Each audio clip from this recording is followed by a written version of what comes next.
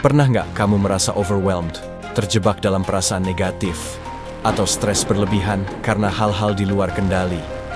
Gimana kalau aku bilang ada cara hidup yang sudah ada sejak zaman Yunani, yang bisa membantu kita menghadapi semua itu dengan lebih tenang? Stoikisme, filosofi kuno yang diajarkan oleh Zeno, dan diteruskan oleh Marcus Aurelius, Epictetus, dan Seneca, bisa memberikan kita banyak pelajaran berharga.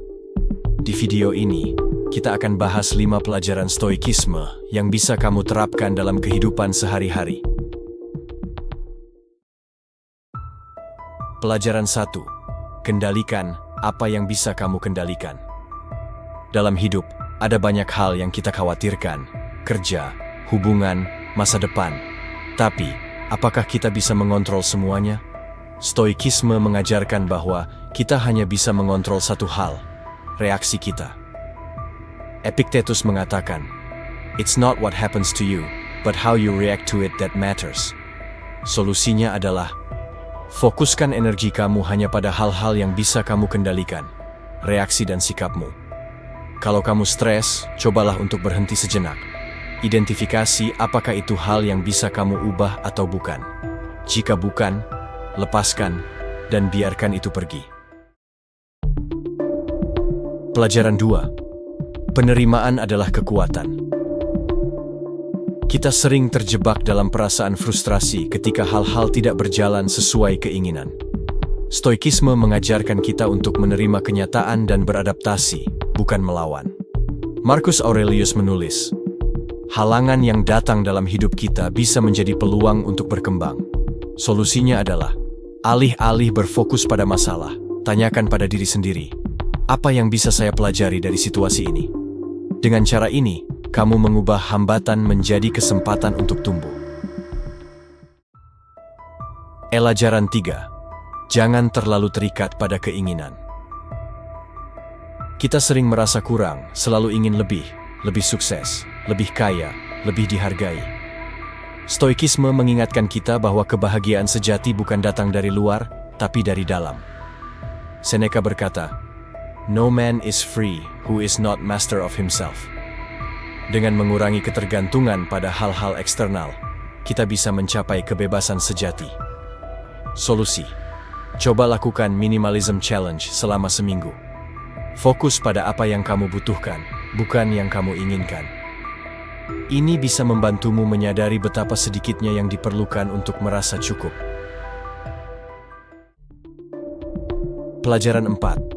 Jadilah kuat dalam menghadapi kesulitan. Dalam hidup, kita pasti akan menghadapi tantangan, baik itu masalah pribadi, pekerjaan, atau kesehatan. Stoikisme mengajarkan kita untuk melihat tantangan sebagai kesempatan untuk menguji diri. Solusi: ketika menghadapi kesulitan, ajak diri sendiri untuk berhenti sejenak dan pikirkan, apa yang bisa saya pelajari dari ini? Bagaimana saya bisa tumbuh melalui tantangan ini? Jangan lari dari kesulitan, tapi hadapilah dengan kekuatan mental yang lebih besar. Pelajaran 5. Hidup dengan virtue. Stoikisme mengajarkan kita untuk hidup dengan kebajikan, menjadi orang yang jujur, berani, adil, dan bijaksana. Kebahagiaan bukan tujuan akhir, tapi cara hidup yang mulia. Zeno, pendiri Stoikisme, mengatakan, "Happiness is a good flow of life." Artinya, kebahagiaan datang dengan menjalani hidup yang sesuai dengan prinsip dan nilai moral yang baik. Solusi: cobalah untuk setiap hari bertanya pada dirimu sendiri, apakah saya telah bertindak dengan kebajikan hari ini? Apakah saya telah berbuat baik dan benar meskipun sulit? Stoikisme bukan tentang menghindari perasaan atau menjadi robot tanpa emosi.